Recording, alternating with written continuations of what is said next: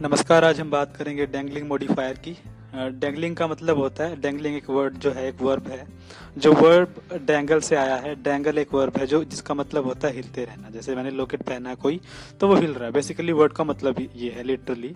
Modifier होता है जो मॉडिफाई करता है, किसी के मीनिंग में थोड़ा सा चेंज ले आता है और एक सेंटेंस के फॉर्म में, ग्रामेटिकल फॉर्म में या लैंग्वेज के हिसाब से उसके फॉर्म में सेंटेंस के एक करेक्शन लेके आ जाता है, तो उसको डैंगलिंग मॉडिफायर बोलते हैं। उसको उसी को हम आज डिस्कस करेंगे। सो इंट्रोडक्शन देखते हैं। क्या कहते हैं कि भाई a dangling modifier is a word or phrase that does not actually modifies the word it is supposed to modify. ठीक है, एक ऐसा वर्ड या फ्रेज है जो एक्चुअल में मॉडिफाई नहीं करता वर्ड को, जिसको मॉडिफाई करना होता है। ठीक है, कोई वर्ड अगर दूसरे को मॉडिफाई करना होता है किसी वर्ड को, तो एक्चुअल में नहीं कर रहा वर्ड। ठीक है, लेकिन लगता है कि मॉडिफाई कर रहा है, बस इतना ही है।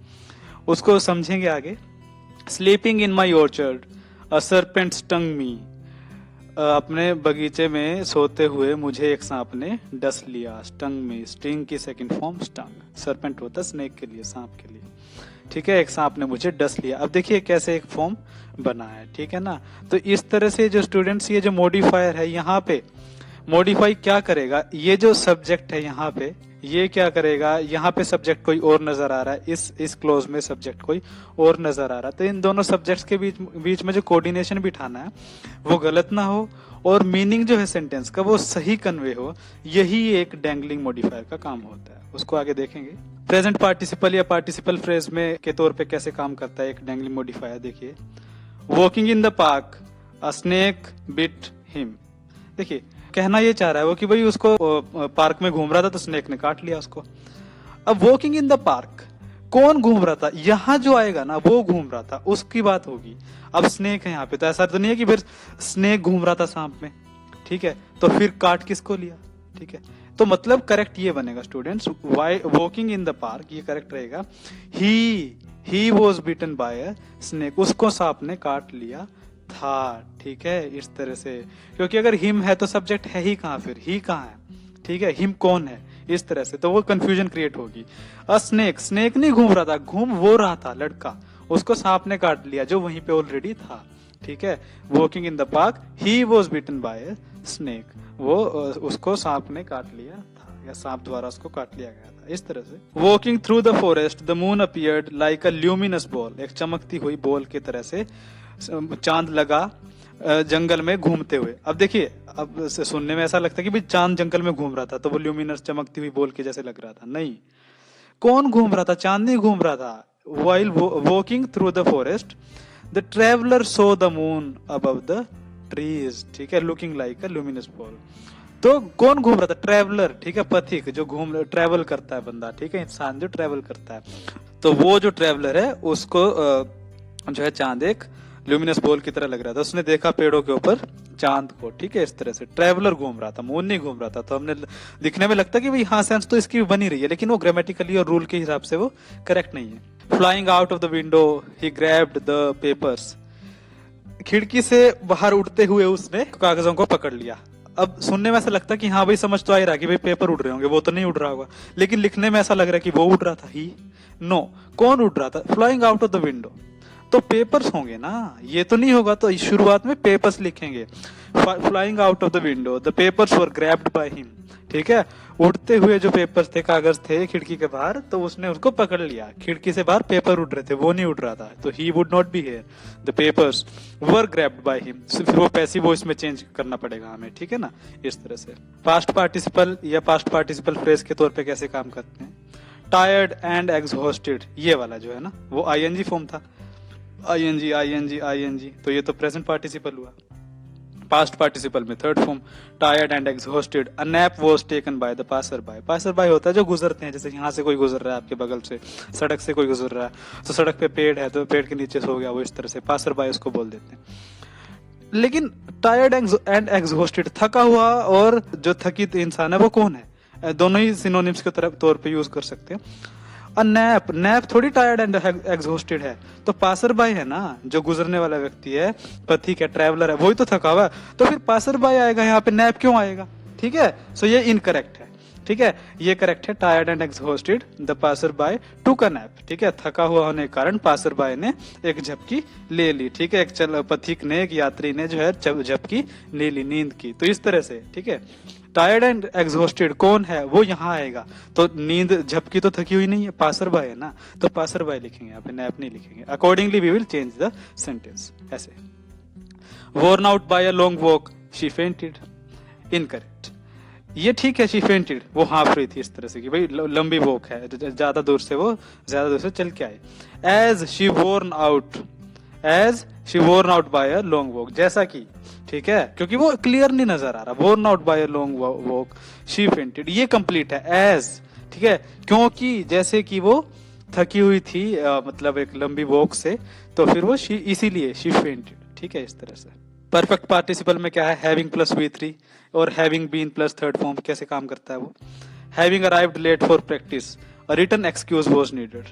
देखिए कि भाई अब इसमें ये पता है कि भाई लेट आने के बाद एक लिखित में जो है कारण मांगा गया, ठीक है, कौन लेट आया, किसने मांगा कारण, ये तो पता नहीं ना। अब यहाँ पे करेक्ट होगा, वो सब्जेक्ट तो होना ही चाहिए, इसमें सब्जेक्ट है ही कहाँ, इस पूरे सेंटेंस में सब्जेक्ट नहीं है, लेकिन इसमें है ना। In the latter sentence we can see that subject is there, the team captain having arrived late for practice, then team captain needed a written excuse, ठीक है, लेट आने के बाद टीम कैप्टन को क्या चाहिए था, उसने क्या मांगा, एक लिखित में कारण मांगा। कोई लेट आया तो उसने क्या कहा कि भाई लिखित में कारण चाहिए, इस तरह से। Having been served lunch, the problem was discussed by the members of the committee. खाना खा लेने के बाद, दे दिए जाने के बाद, ठीक है, सर्व कर लेने के बाद, जैसे उनको खाना दे दिया तो कमेटी मेंबर्स ने प्रॉब्लम को डिस्कस किया। तो भाई ये जो है ना प्रॉब्लम, तो प्रॉब्लम को तो खाना नहीं दिया गया, खाना किसको दिया गया, मेंबर्स ऑफ द कमेटी को ना। तो ये इसका रिलेशन, इसका जो रिलेशन है स्टूडेंट्स, इसका रिलेशन इसके साथ नहीं है, इसका रिलेशन ये खाना इसको दिया गया, मेंबर्स ऑफ द कमेटी को। तो पहले क्या रखेंगे प्रॉब्लम की जगह पे, यही तो रखेंगे, कमेटी मेंबर्स, ठीक है, प्रॉब्लम आएगी लास्ट में। So having been served lunch the committee members discussed the problem, ठीक है, accordingly we will change the form of the sentence कि भाई खाना खा लेने के बाद कमेटी मेंबर्स ने प्रॉब्लम को डिस्कस किया, सिंपल। एडजेक्टिव फ्रेज के तौर पे जैसे क्या काम करेगा, young and experienced the task seemed easy to me, मुझे टास्क इजी लगा, ठीक है। Young and experienced the I thought the task easy. अब देखिए यंग एंड एक्सपीरियंस्ड कौन है, टास्क तो यंग नहीं है, एक्सपीरियंस कौन है, यंग, भाई मैं हूं ना। तो ये लास्ट में क्यों है, इसका रिलेशन टास्क से तो नहीं है, इसका रिलेशन तो इस पर्सन से, तो इस पर्सन को फर्स्ट में रखेंगे ना, बाद इससे, ठीक है। टास्क इजी को मतलब टास्क को क्या रखेंगे, बाद में रखेंगे, लेकिन हमने यहाँ टास्क पहले रख दिया। तो टास्क तो यंग और एक्सपीरियंस नहीं है, यंग और एक्सपीरियंस्ड कौन है, मैं हूं ना, आई है, तो आई होगा यहाँ पे, बिकॉज इसका रिलेशन आई से है ना कि टास्क से। तो it would be correct that young and experienced I thought the task easy, ठीक है, इस तरह से। ओल्ड एंड परवर्ट होता है किसी चीज को, कोई चीज इस तरह से चेंज हो चुकी हो जो नेगेटिव फॉर्म वे में चेंज हो चुकी हो, नकारात्मक ढंग से चेंज हो चुकी हो, ठीक है। अब मतलब वो बात नहीं, सकारात्मक नहीं है, पॉजिटिवली चेंज नहीं हुआ। जैसे ओल्ड है, बुजुर्ग है, तो फिर वो अब उसमें चेंज आएंगे, तो वो पॉजिटिव चेंज तो नहीं आएंगे, चेंज तो इस तरह से आएंगे कि भाई अब वीक हो चुका है, एनर्जी नहीं है, चल नहीं सकता, अच्छे से काम नहीं कर सकता, खा नहीं सकता, बीमार रहता है, तो इस तरह से होगा। Old and pervert, fourth marriage seemed not to criticise to him, incorrect होगा ये। कैसे, ओल्ड एंड परवर्ट, भाई फोर्थ मैरिज थोड़ी है ओल्ड और परवर्ट, ठीक है। बूढ़ी और कमजोर या नकारात्मक ढंग से चेंज हुई जो चीज है, बूढ़ी तो चौथी मैरिज थोड़ी वो बूढ़ी है, बूढ़ा कौन है भाई, हिम, वो है ना बूढ़ा, ठीक है, उसी के बारे में बात हो रही है, बुढ़ापे के बारे में तो उसी के बारे में बात हो रही है ना, तो इसको लास्ट में क्यों रखा। इस ओल्ड एंड परवर्ट का रिलेशन इससे है, हिम से है ना, तो ही यहाँ पे रखोगे आप, फोर्थ मैरिज को लास्ट में रखोगे यहाँ पे बाद में, ठीक है। तो यहाँ पे पहले क्यों रखेंगे, क्योंकि इसका रिलेशन इससे नहीं है, इसका रिलेशन ना इससे, बूढ़ा कौन है, ही है ना, वह है ना, तो यहाँ रखेंगे इसको। Old and pervert, he didn't think the fourth marriage to be criticising, got it. Reduced adverbial clause देखते हैं। While walking in the garden, her leg was broken, देखिए उसकी टांग टूट गई थी गार्डन में घूमते घूमते, तो सिंपल है, लेकिन लिखने में इनकरेक्ट है। कौन घूम रहा था, हर लेग, उसकी टांग थोड़ी घूम रही थी, कौन घूम रहा था भाई, शी वो घूम रही थी ना, तो शी लिखेंगे, हर लेग क्यों लिखेंगे यहाँ पे, ठीक है। घूमने का रिलेशन, वॉकिंग का रिलेशन उसकी टांगों से नहीं है बल्कि खुद उससे है, ठीक है।